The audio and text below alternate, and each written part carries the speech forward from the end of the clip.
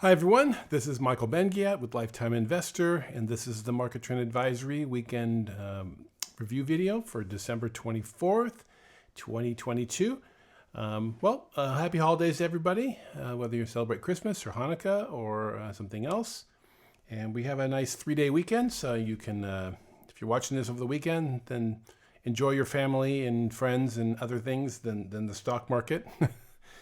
So let's go ahead and get started. Okay, so this week we had a little bit of deterioration in the market trend. The NASDAQ actually got hit with enough sell signals that we took our exposure down to 0. So our market count 0 out of 5, and we don't have the power trend on, so that's why we're only at 5. And then for institutional selling days, we're at 4. So we're pretty elevated, and you can actually see that with the little red lights. And as far as individual stocks and non-index ETFs, we moved down to no exposure from just 15% maximum. And that's something that, is really powerful. And whether you're trading, individual stocks or even the indexes, to see what's actually happening and this to be red or just to be below 50% for basically the whole year, it really has been a good telling indicator, almost like a leading indicator of what's to come. Because ultimately, if there's no stock setting up, then there really isn't a lot of stocks to buy. And what is that telling us? That the market's in a bear market. And that's been very powerful. Also because we saw in 2021 that so many stocks were just falling off, going below the 200-day while the market indexes are holding up. So, the market can be sneaky at times, and especially in this time. And so you got to be careful. You want to be able to look and to understand what to look for for each time, so you kind of get the best picture of what's really going on beneath the surface. Okay, then when we get for the S&P, it's holding up a little bit better. It has all year. It's been stronger than the NASDAQ. And we do have now, we got hit with a few sell signals, so we're down to 3 out of 5. Now, the power trend went under pressure, and when that's on, the market count can go up to 7. So for a while there, we were at 7 out of 7. It looked very strong, but the sellers are just coming back in, overwhelming the buyers, and so we're getting more and more sell signals. So we're down to 75%, but our institutional selling days, ISDs, are also at 4. And if we get another one on either index, well, it won't make any difference on the NASDAQ because we're already at 0. But having more institutional selling days is going to get us into some market count sell signals related to distribution. So it wouldn't take a lot to put this down to 0 also. Okay, now in terms of our investing strategies, it's been a tough year. If you're following the system, you're buying the indexes within a bear market. So you really can't expect stellar returns. Now our market count 1x has been beating both the QQQ buy and hold and SPY buy and hold, but it's been tricky, and the overall returns are really not super acceptable. We're under 20%, but that's a pretty big hit to a portfolio. So it's been very difficult. But the strategies are doing their job. They're doing better than buying and hold. Has kept out of really a lot of the biggest declines, and it works really, really well when you have the fast declines like we had in 2020. We got straight out within a couple days. I think we were 100% invested, and 2 days later we're out and bypassed, the bulk of the huge decline. Now that market, could have not come back like it did, instantly, because within a couple of weeks we were almost, we came screaming right back. So that was just, in a way, you can't count on that the market's going to do that. These V-shaped recoveries, and obviously this year there hasn't been anything like that. We're going on now about a year of the market just continuing down in the bear market. I wanted to show one other thing. This is the same strategies showing all the returns from our market count 1x, 2x, and 3x. And you can see it's the same numbers. We just given you here for basically all of December. But you can see, using any kind of leverage, especially with the QQQ, you can just see if you were just trying to use the triple Qs, TQQQ, manage this, you're down almost 50%. So the big lesson here is in any kind of downtrend, extended bear market, you have to get off leverage. And just for anybody who's trading, you can't be on margin either. You have to get off that, and that will just kill your account. But that's the equivalent. These are triple leverage. This is double leverage. It's equivalent of being on margin for a regular account. And yeah, so you can see that's the lesson. You don't want to trade as if you're trying to get your money back by using these leveraged products, ETFs, because most of the time you won't be getting your money back. You'll be actually digging yourself into a bigger hole. So, and again, all this is available on our large spreadsheet that comes out every day, so you can get the whole history going back to when we started. Okay, so let's now take a look at the indexes. So the Dow Jones has been acting, the industrials has been acting the strongest. You can see it got above the 200-day. That's this black line, which is now starting to level out. Hasn't quite turned up yet. The 50-day has crossed above, which is a good sign, and it's still heading up. So we're getting support at the 200, and looks like at the 50 also. It doesn't really want to close below it. But you have to remember, this is just 30 stocks, so it's not really super representative of anything. So especially not the overall market, but we do track it sometimes because you see the Dow makes headlines. But if we were using it here just to actually show you just in reference to the other indexes. So here's the S&P, and it is not above its 200-day. In fact, you can see that we've talked about this many times. The 200 basically has proven to be resistance. We did have, back in March when the bear market was just starting, people thought, well, this is just going to be, this little correction here and off we go. You can look at these powerful up days, a whole bunch in a row. In fact, we had 1, 2, 3, 4, 5, 6, 7, 8, 9. So 9 out of 11 days were up and closing at their highs most of these days. Super powerful, but that was turned out to be a total head fake and busted below.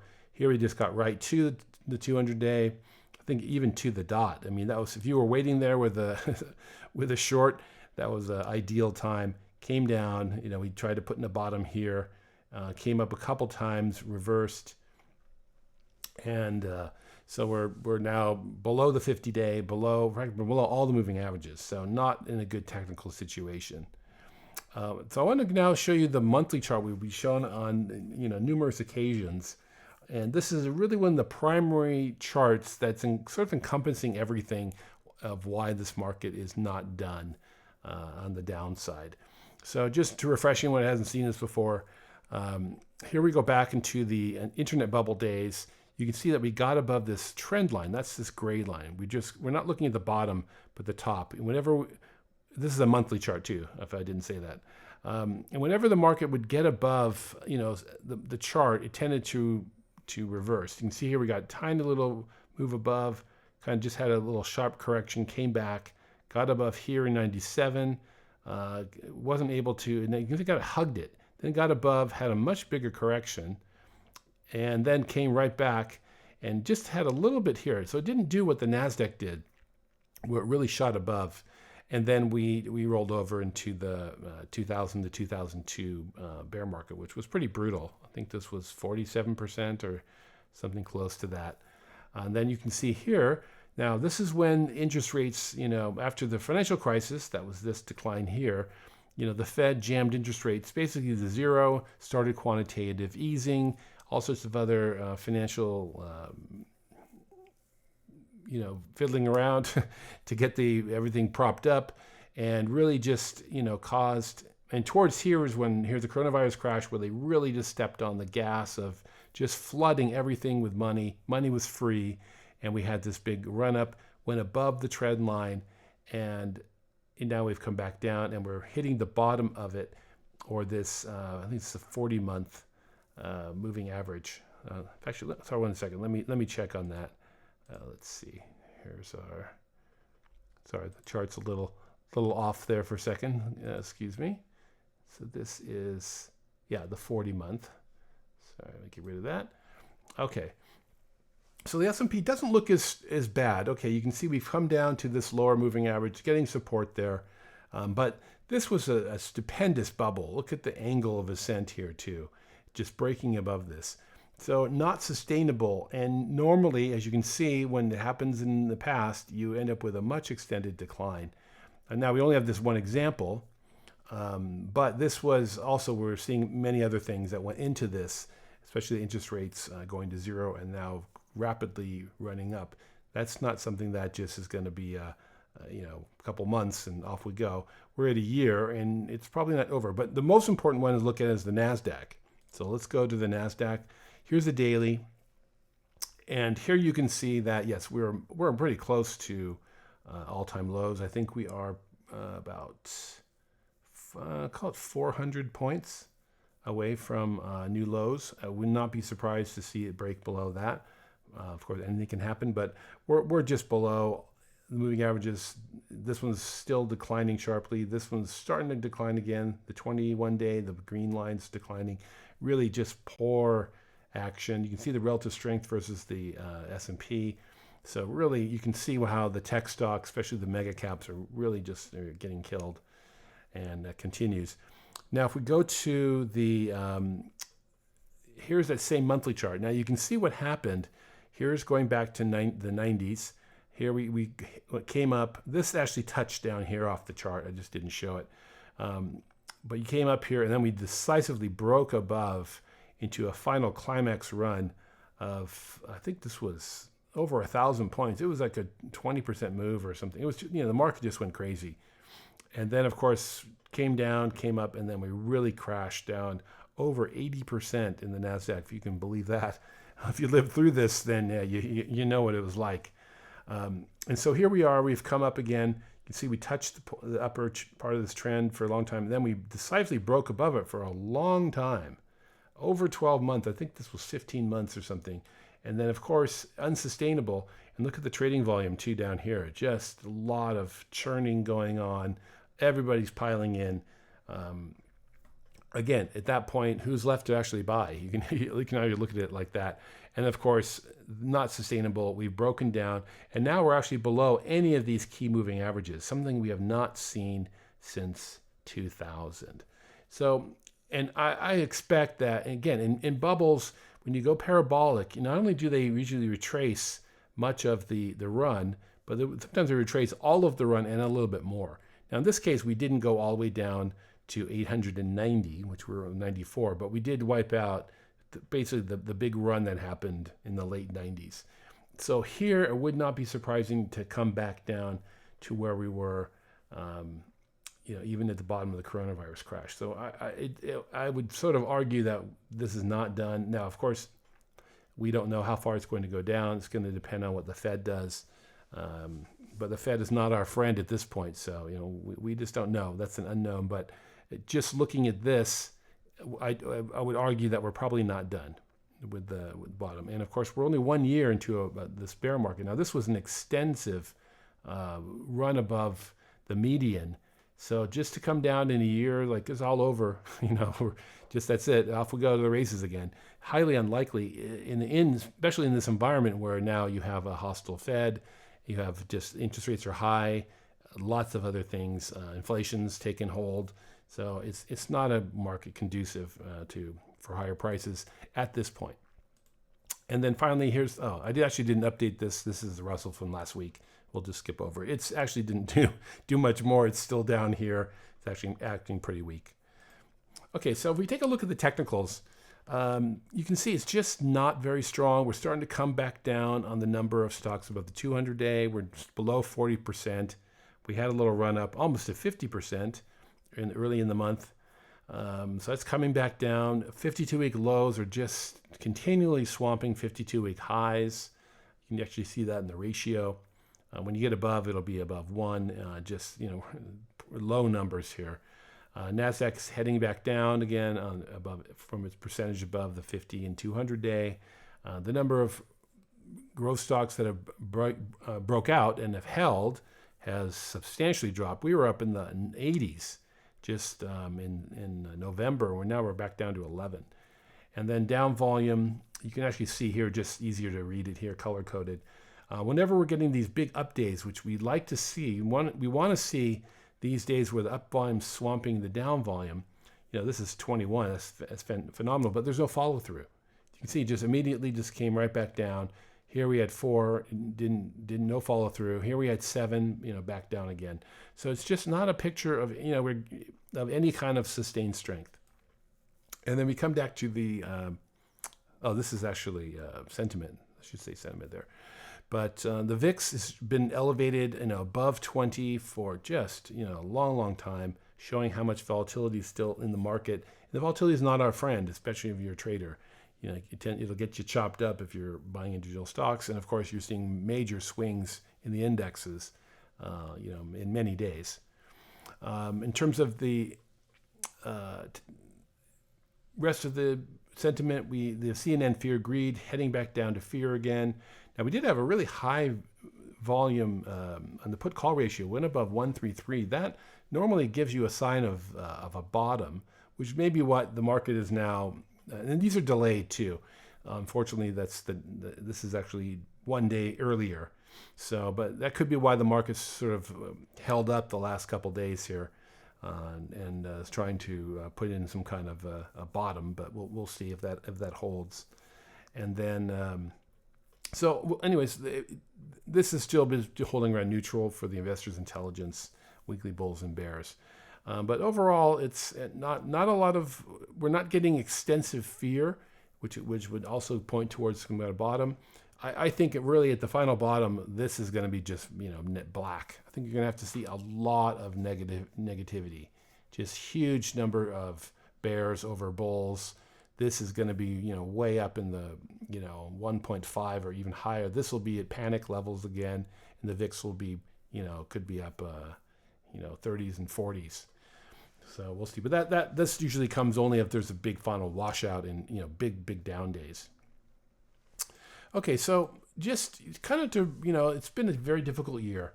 So I wanted to kind of just remind everyone that we're all trying to invest in a bear market, and we are still in a bear market, and so you really can't expect to get phenomenal gains. I think at this point in most bear markets, you're just trying to not lose, not trying to gain. And so what I want to do is give a little list here of what's been going on. So and this is why we're still in the bear market. Sometimes you're starting to hear, next year, that so-and-so and saying this is going to go, and Goldman Sachs is predicting, 50% move up and all sorts of, nonsense. But as of right now, we have just poor stock participation. We have very high volatility. It's not our friend. Again, we like the volatility when it's one direction, like up. That's called alpha. You want to be able to buy something and it just goes up in a good environment, and not around the breakout points where it goes up a little bit and then comes crashing in and then back up. Sometimes it looks like a slingshot. You get a breakout, comes right straight back down, and then just within a couple days comes rocketing back. That just chops you up. So we're still seeing very high volatility. The 52-week lows are outpacing 52-week highs. Percentage of stocks above the 200-day is well below 50%. The down volume of stocks is negative. The mega caps, which are normally holding up the indexes, they're still heading down. Now the PCE inflation, that's it's at the highest level since the early 80s. We have a little chart here from the Fed, so you can see here we've shot up, and this is as I said, the Fed's preferred inflation indicator, more than CPI or PPI, and you can see it's the highest level since the early 1980s. So that's what they're watching, and something that they're not too happy about, which is why they're staying on their tightening cycle. And they're in a fast tightening cycle, which is also what the market doesn't like. Now, one of the reasons that this is going up is because we're seeing a lot of inflation in wage growth. And here's just a chart. It's kind of hard to read, but you can just see this is going back to the late 90s. We've broken above that. And so this is what the Fed wants to see this come down, because it is moving up pretty rapidly, and it's now outpaced anything over the last 20-something years. Another thing that we're also seeing that is what the market's concerned about is whether or not we're going to a recession. Now, this is the ECRI weekly leading index chart, and you can see whenever we've had recessions in the past, we've broken down below this level here. And sometimes they were larger. This was the financial crisis crash, 08, 07 to 09. Here's the coronavirus crash. And of course, now we're down in those levels, even though we're not officially in a recession yet. So, but it's already telling us we're basically in a recession. So that's something that the market's still trying to figure out. So overall, again, we have the market. The Fed is hawkish, and that's something that's not conducive to higher stock prices. And they're going to continue to tighten as long as the labor markets remain robust, which is we've seen over here. And then finally, we have interest rates have risen enough that, bond yields are creating competition to stocks. And it's something we have not seen for many, many years. So when is this all going to change? I think it's, the market's not going to wait till the Fed starts cutting rates. The market's going to start waiting for the Fed to start pausing. And I don't have a chart of it, but you can actually see when the Fed pauses after an interest rate hiking cycle, the market usually starts moving up then, because remember, the market's always discounting the future. And then by the time the Fed starts cutting, the market's already, well off its lows and many times in another bull market. So we're going to be looking for that. But basically, all this needs to be reversed. We want to see much more stock participation. We want to see volatility go below 20 and stay there. We want to see, again, the highs outpacing the lows. We're just not seeing any of this. And I think when we start seeing this change, the market's going to change. And, all I can say is we are going to get, at some point, a fantastic bull market situation to buy. And it'll be one like the buying into 03 and like buying 09. The longer this goes on, the better it will be in the future. So, the whole key now is just to continue if you have major losers, you may just decide to get rid of them now. There's a lot of tax selling going on now between the end of the year. You don't want to be holding on to gigantic losers. Part of the problem is that you never want to allow them to turn into massive losers, which is why we always cut losses off quickly. The first loss is always considered the best loss. Even if the stock comes rocketing back or the index comes rocketing back, you never know how low they can go. And there's so many lessons now of what's going on. Just look at all the FANG stocks. Look at all these tech leaders. Look at Tesla. I mean, people just a year ago, Tesla could do no wrong. You couldn't. That was like buy it and it only goes up. You can't lose. And I think at this point, anybody who's bought in the last 6 years is now underwater, and that's most people. So you had to be holding on since its IPO almost to be making any money. So anything can happen. It's a stock market, and these things can go much lower than they are now. You just never know. So again, that's just one of those lessons. Take the losses quick and move to cash. You don't have to be in the market. And if something that you're grappling with is that you're trading because of excitement, which is a lot of people do. I've had friends that's why they trade. They don't make any money, but they love to be in the action. And in fact, they end up losing substantial. So you don't want to be one of those, you're in this to make money, especially if you're in your retirement accounts. This is going to support you later on. So you don't want to be, cavalier with it and just be doing things that are against your financial well-being and best interest. So again, we'll come back to this in other weeks, this little list here, but we want to see this all starting to change, and we're not seeing any of it changing. So until that happens, we're just going to be in a continuing bear market. I would sort of expect new lows, but hopefully our expectations will be broken, and maybe early in the next year we'll see a new bull market start to emerge. Okay, well, I think we have one more video we're going to do at the end of the year, the last day. So maybe I'll throw together some lessons and things too. 2 more lessons about what happened this year and what we can do to improve as investors for 2023. Okay, thanks. I'll talk to you next week.